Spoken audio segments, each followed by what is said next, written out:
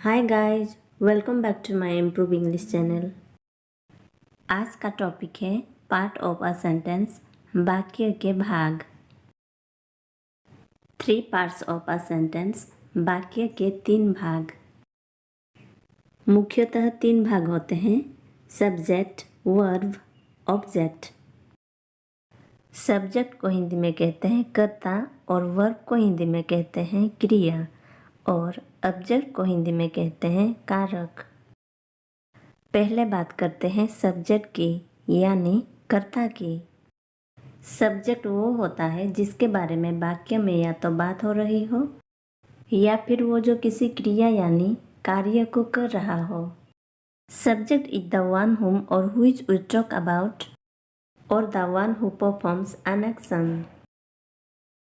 Example के तौर पर गीता इज डांसिंग, यहाँ पर सब्जेक्ट है गीता, क्रिया है नाचना। यहाँ नाचने का काम कर रहा है, कब कर रहा है, इज लगने से ये क्लियर है कि प्रेजेंट में काम को कर रहा है। अगला सेंटेंस है कविता इज ईटिंग, यहाँ पर कविता के बारे में बात हो रही है तो सब्जेक्ट है कविता, क्रिया है खाना। मीना इज क्राइंग, यहाँ पर मीना के बारे में बात हो रही है तो सब्जेक्ट है मीना और क्रिया है रोना। Sahil and Mohan are my brothers. ध्यान दीजिए, अगर यहाँ पर केवल साहिल के बारे में बात होता तो साहिल सब्जेक्ट होता, अगर केवल मोहन के बारे में बात होता तो मोहन सब्जेक्ट होता। लेकिन यहाँ पर साहिल एंड मोहन दोनों के बारे में बात हो रही है, इसलिए सब्जेक्ट है Sahil and Mohan. My mother is going, यहाँ पर सब्जेक्ट है माई मदर, क्रिया है जाना। सीता इज रीडिंग, यहाँ पर सीता के बारे में बात हो रही है तो सब्जेक्ट है सीता, क्रिया है पढ़ना।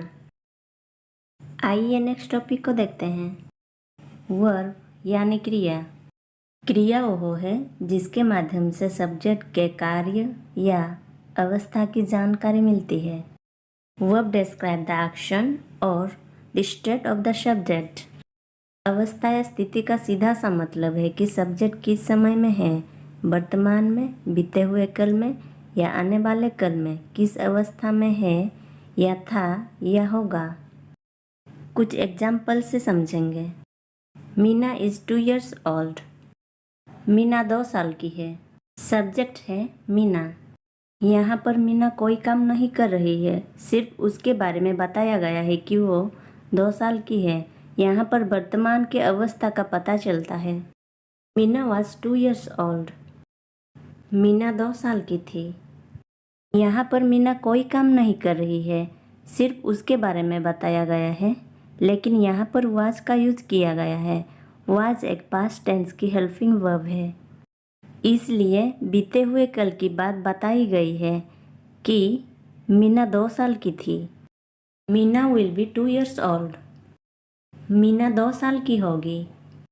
यहाँ पर मीना कोई काम नहीं कर रही है, यह सिंपल सेंटेंस है, भविष्य की एक अवस्था के बारे में बताया गया है। मीना 2 साल की होगी। क्रिया 2 प्रकार की होती है, एक है मेन वर्ब, दूसरा है हेल्पिंग वर्ब या उसको ऑक्सिलरी वर्ब भी कहते हैं। मेन वर्ब को हिंदी में कहते हैं मुख्य क्रिया और हेल्पिंग वर्ब या ऑक्सिलरी वर्ब को हिंदी में कहते हैं सहायक क्रिया। मेन वर्ब यानी मुख्य क्रिया, यह क्रिया सब्जेक्ट के कार्य की जानकारी देती है। Main verb describes the action of the subject. Examples of main verbs: play खेलना, सिट बैठना, रीड पढ़ना, स्विम तैरना, वॉक टहलना, स्पीक बोलना, जंप कूदना, टॉक बात करना, राइट लिखना, ओपन खोलना। हेल्पिंग वर्ब या ऑक्सिलरी वर्ब यानी सहायक क्रिया। सहायक क्रिया सब्जेक्ट की अवस्था या स्थिति के बारे में बताती है, वर्तमान में है, भूत में है या भविष्य में है।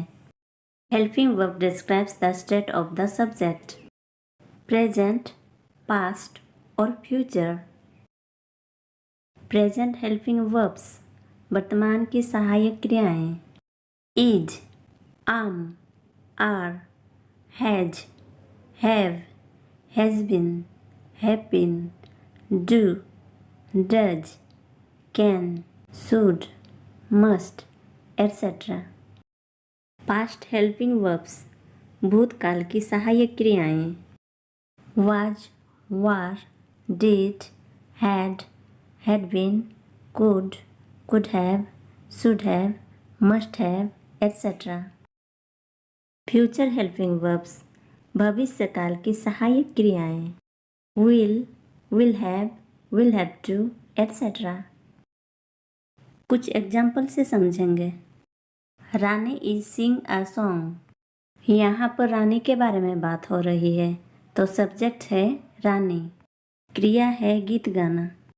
यहाँ पर इज का यूज किया गया है। इज एक प्रेजेंट टेंस की हेल्पिंग वर्ब्स है। ये वाक्य प्रेजेंट के बारे में बता रही है।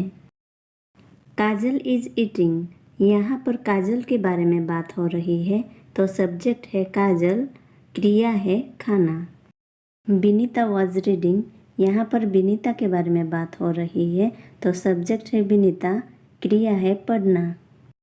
यहाँ पर वॉज का यूज किया गया है। वॉज एक पास्ट टेंस की हेल्पिंग वर्ब्स है, इसलिए बीते हुए कल की बात बताई गई है। He was travelling by train.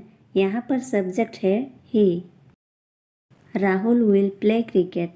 यहाँ पर राहुल के बारे में बात हो रही है, सब्जेक्ट है राहुल, क्रिया है क्रिकेट खेलना।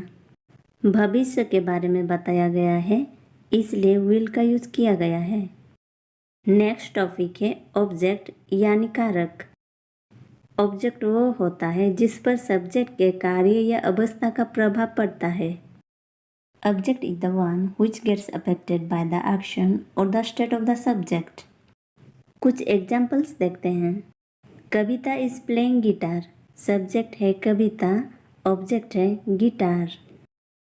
ही लाइक्स चॉकलेट्स। सब्जेक्ट है ही, ऑब्जेक्ट है chocolates. Pen is on the bed. Subject है पेन, ऑब्जेक्ट है बेड।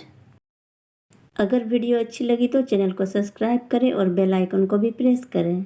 आज के लिए इतना ही, फिर मिलेंगे नए वीडियो के साथ। तब तक के लिए बाय बाय।